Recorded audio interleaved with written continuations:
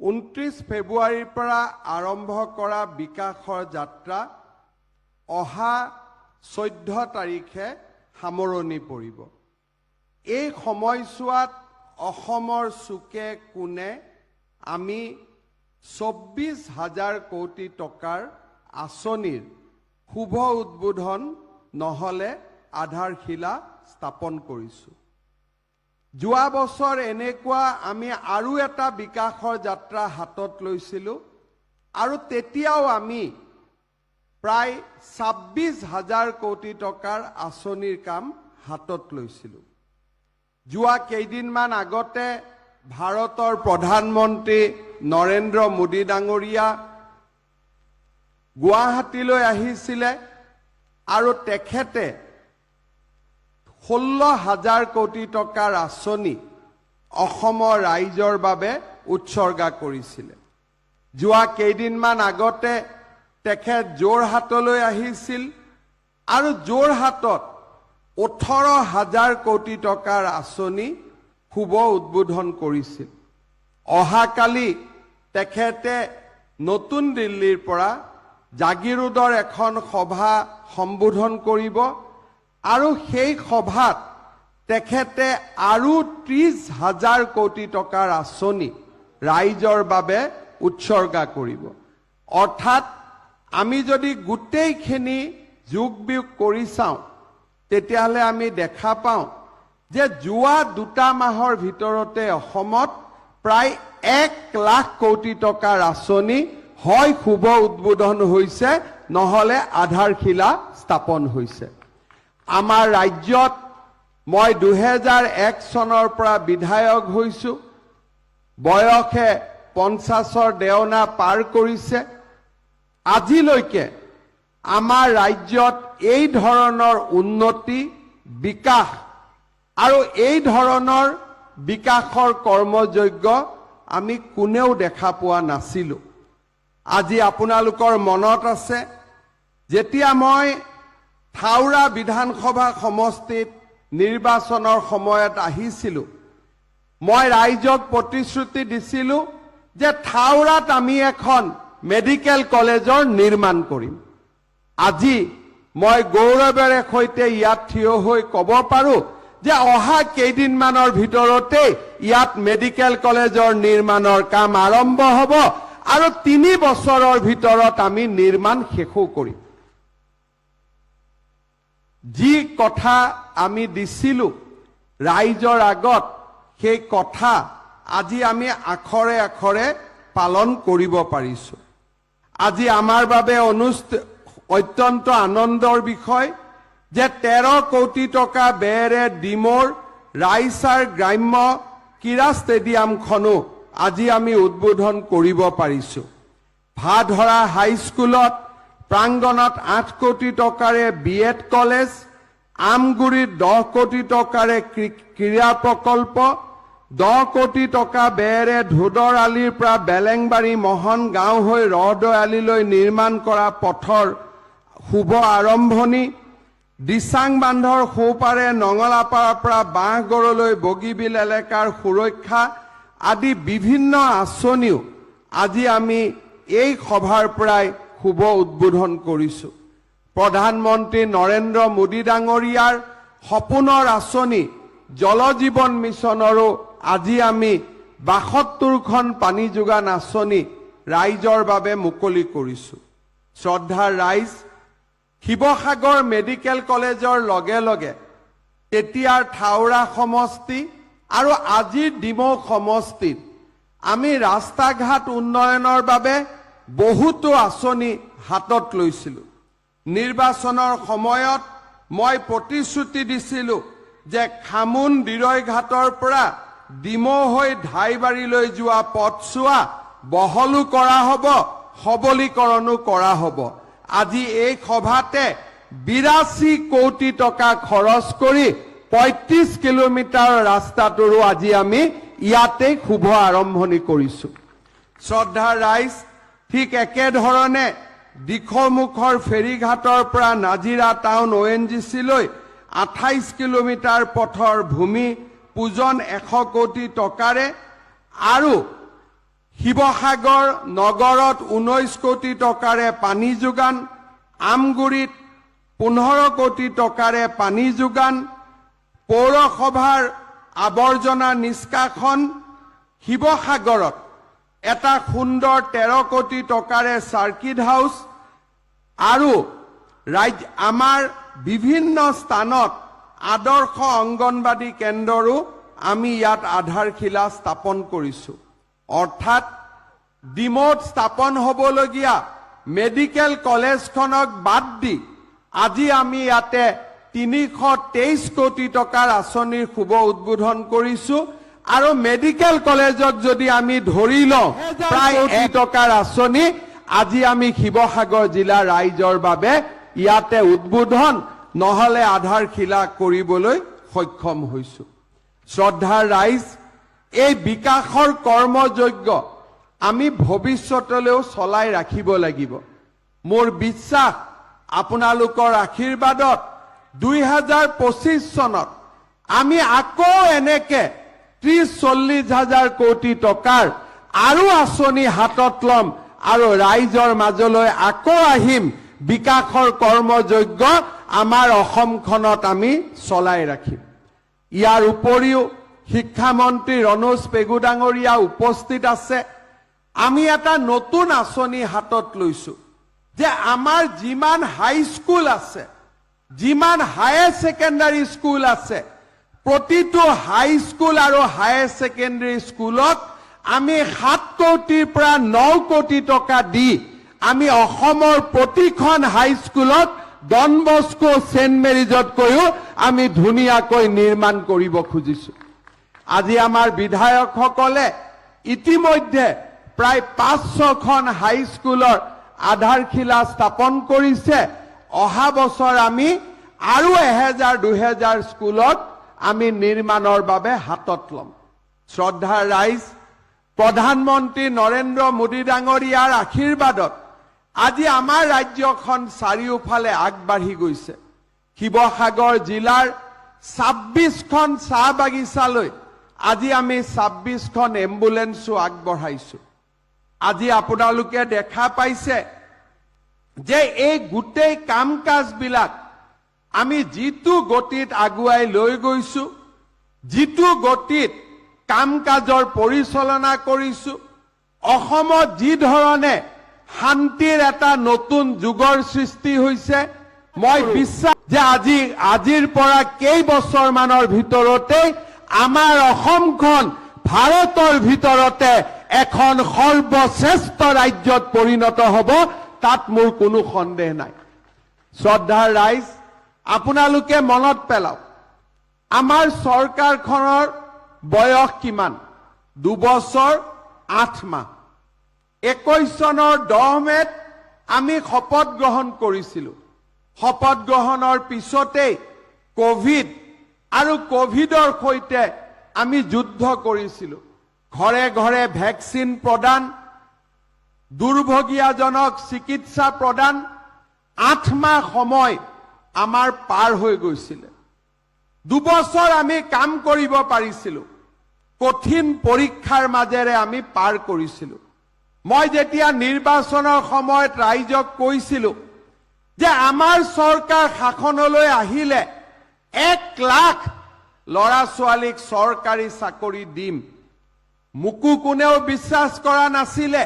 মোৰ নিজৰ ওপৰতো বিশ্বাস নাছিলে, দলৰো বিশ্বাস নাছিলে যে আমি সঁচাকৈ 1 লাখ চাকৰি দিব পাৰিম। কিন্তু অসমৰ ৰাইজৰ আশীৰ্বাদত আজিৰ দিনটোলৈকে আমি 97,000 ল'ৰা ছোৱালীক আমি চৰকাৰী চাকৰি দিবলৈ সক্ষম হলো।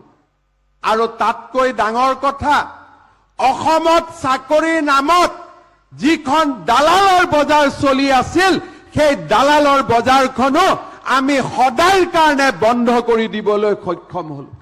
এতিয়া চৰকাৰী চাকৰি মেধাৰ ওপৰত হয়, চৰকাৰী চাকৰি মেৰিটৰ ওপৰত হয়, চৰকাৰী চাকৰি পঢ়া শুনা কৰিলে পাই, কাকো এটকাও ঘোষ দিব নালাগে। আৰু 3000 চাকৰি কেইটামান দিনৰ পিছত এই 3000 চাকৰিও দিয়া শেষ হৈ যাব। আমাৰ দায়িত্ব তথাপিতো শেষ হৈ নাযায়। আমি সিদ্ধান্ত লৈছো যে যিদিনাখনেই 1 লাখ চাকৰি দিয়া শেষ হ'ব, সেইদিনাখনে আমি আৰু নতুন 35,000 চাকৰি দিয়াৰ কাম আমি হাতত ল'ম। 1 লাখৰ প্ৰতিশ্ৰুতি আছিলে, 1,35,000 ভগৱানে কৰিলে 1.5 লাখো পাৰ হৈ আমি গুচি যাম। তেনেকে আজি আমি হাতত কৰ্মযজ্ঞ হাতত লৈছো। শ্ৰদ্ধাৰ ৰাইজ, যেতিয়া আমি মানুহক কৈছিলো যে আমাৰ চৰকাৰে অৰুণোদয় আঁচনি ৰূপায়ণ কৰিব, বিৰোধী পক্ষই আমাক কি কৈছিলে যে ইলেকশ্যনৰ কাৰণে অৰুণোদয়, ইলেকশ্যন হোৱাৰ পিছত অৰুণোদয় বন্ধ হৈ যাব। আজি 800 টকাৰ অৰুণোদয় 1250 টকা হ'ল। নিৰ্বাচনৰ আগতে 18 লাখ মহিলাই অৰুণোদয় পাই আছিলে, আজি 28 লাখ মহিলাই অৰুণোদয় পায়, আৰু এই বছৰৰ ভিতৰতে আৰু 3-4 লাখ মহিলাই অৰুণোদয় আঁচনি পোৱাৰ বাবে যোগ্যতা লাভ কৰিব। শ্ৰদ্ধাৰ ৰাইজ, মানুহৰ হাতত ৰেচন কাৰ্ড নাছিলে। যোৱা 2 বছৰৰ ভিতৰত আমি 42 লাখ লোকক ৰেচন কাৰ্ড প্ৰদান কৰিলো। ইলেকশ্যনৰ আগতে মই মিটিঙত আহিলে সকলোকে সুধো যে ৰেচন কাৰ্ড কাৰ কাৰ আছে, হাত দাঙক। কোনোবাই দাঙে, আধাই নাদাঙে। এইকেইদিন মই ৰাইজক সুধি আছো যে কাৰ কাৰ ঘৰত ৰেচন কাৰ্ড আছে, হাত দাঙক। প্ৰায় সকলোৱে হাতখন দাঙি দিয়ে। ইয়াতো কাৰ কাৰ ঘৰত ৰেচন কাৰ্ড আছে, হাত দাঙকচোন। সকলোৱে হাত দাঙক যাৰ যাৰ ঘৰত ৰেচন কাৰ্ড আছে। এতিয়া আপোনালোকে চাওক যে ৰেচন কাৰ্ড আগতে যেতিয়া মই কৈছিলো, আধাই হাত দাঙিছিল, আধাই হাত দাঙা নাছিলে। এতিয়া আকৌ যদি মই সুধো অৰুণোদয় কাৰ্ড কাৰ তাত আছে, আধাই হাত দাঙিব, আধাই হাত নাদাঙে। মই আপোনালোকক অনুৰোধ কৰিছো, কাৰ কাৰ ঘৰত অৰুণোদয় আছে হাত দাঙি দিয়কচোন। এতিয়া আপোনালোকে চাওক, ৰেচন কাৰ্ডত যিমানে হাত উঠালে, অৰুণোদয়ত কমকৈ হাত উঠালে। কিয় কমকৈ হাত উঠালে? ৰেচন কাৰ্ড পালো, অৰুণোদয় পোৱা নাই। এইবাৰ আমি সিদ্ধান্ত লৈছো যে লাহে লাহে যিমান পৰিয়ালৰ ঘৰত ৰেচন কাৰ্ড আছে, প্ৰত্যেকটো পৰিয়ালকে আমি একোটাকৈ অৰুণোদয় দিয়াৰ কাম হাতত লম। ভাত খাই অহা নাই যদিও বল আছে যদি ডাঙৰ কৰি হাত চাপৰি বজাই দিয়ক। অলপ ভাত খাই নাহিলে অলপ কমি থাকে, কিন্তু তথাপিতো হয়নে নহয়? এতিয়া আপোনালোকে চাওক যে যাৰ ঘৰত ৰেচন কাৰ্ড আছে তেওঁলোকে অৰুণোদয় পাব। অলপ দিন লাগিব, কিন্তু কৰিম। যাৰ ঘৰত অৰুণোদয় আছে, ৰেচন কাৰ্ড আছে, তেওঁলোকে প্ৰধানমন্ত্ৰী আয়ুষ্মান ভাৰত পাব, মুখ্যমন্ত্ৰীৰ আয়ুষ্মান ভাৰত পাব। 5 লাখ টকাৰ চিকিৎসা বিনামূলীয়া হ'ব। তাৰ পিছত ৰেচন কাৰ্ড থাকিলে উজ্বলা গেছো পালে। উজ্বলা গেছ পোৱা মানে কি? যে বজাৰতকৈ প্ৰত্যেক মাহত 300 টকা কম মূল্যত আমি গেছ কিনিবলৈ পাম। এইবাৰ মোৰ মনত আৰু এটা ইচ্ছা আছে যে আমাৰ প্ৰতিটো পৰিয়ালতে এজন এজন মুৰব্বী মানুহ থাকে। সেই মুৰব্বী মানুহজনৰ ইনকামৰ ওপৰতে পৰিয়ালটো পৰিচালনা হয়। যদি কিবা কাৰণত সেই মানুহজনৰ মৃত্যু হয়, পৰিয়ালটো চলিব নোৱাৰা হয়। সেইকাৰণে এইবাৰ আমি ঠিক কৰিছো যে ৰেচন কাৰ্ড থকা পৰিয়ালৰ মুৰব্বীজনৰ নামত এটা আমি বীমা কৰিম। বীমাৰ প্ৰিমিয়াম ৰাইজে দিব নালাগে, চৰকাৰে বীমাৰ প্ৰিমিয়াম দিব। কিন্তু দুৰ্ঘটনা হলে, মৃত্যু হলে পৰিয়ালটো উপকৃত হ'ব। তাৰ মানে ৰেচন কাৰ্ড হ'ল, বিনামূলীয়া চাউল পালো। ৰেচন কাৰ্ড থকা ঘৰতে অৰুণোদয় হ'ল, 1250 টকা পালো। সেইটো পৰিয়ালতে প্ৰধানমন্ত্ৰীৰ আয়ুষ্মান ভাৰত পালে, মুখ্যমন্ত্ৰীৰ আয়ুষ্মান অসম পালে, 5 লাখ টকাৰ বিনামূলীয়া চিকিৎসা হল। সেইটো ঘৰতেই গেছৰ দাম বজাৰতকৈ 300 টকা কমত আহিলে আৰু সেইটো ঘৰৰে পৰিয়ালৰ মুৰব্বীজনক আমি ইন্সুৰেন্স কৰিলো। প্ৰিমিয়াম ৰাইজে দিব নালাগে, প্ৰিমিয়াম চৰকাৰে দিলে। তাৰমানে আপোনালোকে চিন্তা কৰক, এখন ৰেচন কাৰ্ডৰ পৰা আমাৰ কিমান লাভ হবৰ বাবে গৈ আছে। এই আঁচনিবিলাক এফালে বিকাশ, জিলাই জিলাই মেডিকেল কলেজ, অসম মালাৰ ৰাস্তা, engineering college, stadium, high school, higher ছেকেণ্ডাৰীক উন্নতকৰণ, লগত 1.5 লাখ 1 লাখ চৰকাৰী চাকৰি, লগতে আমাৰ যুৱক যুৱতীসকলৰ বাবে আত্মনিৰ্ভৰশীল অসম আঁচনি আৰু তাৰ লগত আমাৰ নতুন পৰিকল্পনা যে ৰেচন কাৰ্ড য'ত, অৰুণোদয় ত'ত। অৰ্থাৎ আমাৰ নিম্ন মধ্যবিত্ত আৰু দুখীয়া পৰিয়ালটোৱে অন্তত মাহটো চলাৰ কাৰণে কিছু হলেও চৰকাৰৰ পৰা সুবিধা লাভ কৰিব। এইখিনি কৰাৰ পিছত এতিয়া আমাৰ নতুন আৰু এটা ইচ্ছা। সেই ইচ্ছাটো হল যে আমাৰ বাইদেউসকলক লাখপতি বাইদেউ বনাব লাগে। ইচ্ছা আছে নে নাই লাখপতি বনিব? কাৰ কাৰ ইচ্ছা নাই হাত দাঙক। কাৰ কাৰ ইচ্ছা নাই হাত দাঙক। আৰে কোনেও হাত নাদাঙে। আচ্ছা, কাৰ কাৰ ইচ্ছা আছে এইবাৰ হাত দাঙক। আচ্ছা, ফৰ্মবিলাক জমা দিলে নে নাই? কোনে কোনে জমা দিলে হাত উঠক। আচ্ছা, যিসকলে ফৰ্ম জমা দিলে তেওঁলোকৰ আমি এতিয়া ফৰ্মখিনি পৰীক্ষা কৰিম। বেলেগ একো নকৰো, 3-4টাতকৈ বাচ্চা বেছি হ'ব নালাগে আৰু। হ'ব নহয়? ইমানে, আৰু একো নাই। এইখিনি পৰীক্ষা কৰাৰ পিছতে আপোনালোকৰ বেংক একাউণ্টত এদিন ৰাতিপুৱাই টুকুক টুকুক শব্দ শুনা পাব, 10,000 টকা টুপুন কৰি আমি ভৰাই দিম। পোৱাৰ পিছত আমি সকলোৱে কিবা নহয় কিবা এটা কাম হাতত ল'ম। গ্ৰুপ হিচাপেও ল'ম, ব্যক্তি হিচাপেও ল'ম। 10,000 টকাটো দি আমি কিবা এটা কাম কৰিম। তাৰ পিছত যিসকলে 10,000 টকাৰ কাম ভাল কৰি কৰিব তেওঁলোকৰ বেংক একাউণ্টত আমি আৰু 25,000 টকা সোমাই দিম। 25,000 টকাটো যে কম হাত চাপৰি, বিশ্বাস হোৱা নাই নেকি দিম বুলি? অলপ জোৰে হাত চাপৰি মাৰক। 10ত ইমান জোৰে মাৰিলে, 25ত ইমান কম মাৰিলে। 10টোত বিশ্বাস কৰে, 25টোত কৰিব নোখোজে বিশ্বাস, হয়নে? চিন্তা কৰিব নালাগে। কিন্তু 25,000 টকাৰ 12,500 বেংকক ঘূৰাই দিব লাগিব। 12,500 ঘূৰাই দিব নালাগে, এইটো চৰকাৰে আপোনালোকৰ একাউণ্টত ডাইৰেক্টলি দি দিব। 10,000 হল, 25,000 হল, 35,000। 35,000 টকা দি কাম কাজ কৰিলে আমাৰ এইমাত্ৰ লাখপতি বাইদেউ দুগৰাকীয়ে মোক লগ কৰিলে, বাকী বাইদেউ সকলো লাখপতি হ'ব পাৰিব। আৰু যিসকলে নোৱাৰে তেওঁলোকৰ বেংক একাউণ্টত আৰু 10-20,000 ভৰাই দিম, মুঠতে লাখপতি কৰিহে এৰিম। যে আপোনালোকে প্ৰত্যেকবাৰে মেট্ৰিকৰ ৰিজাল্ট দিয়াৰ পিছত চাব যে 5 লাখ মান ল'ৰা ছোৱালীয়ে মেট্ৰিকত পৰীক্ষা পাছ কৰে।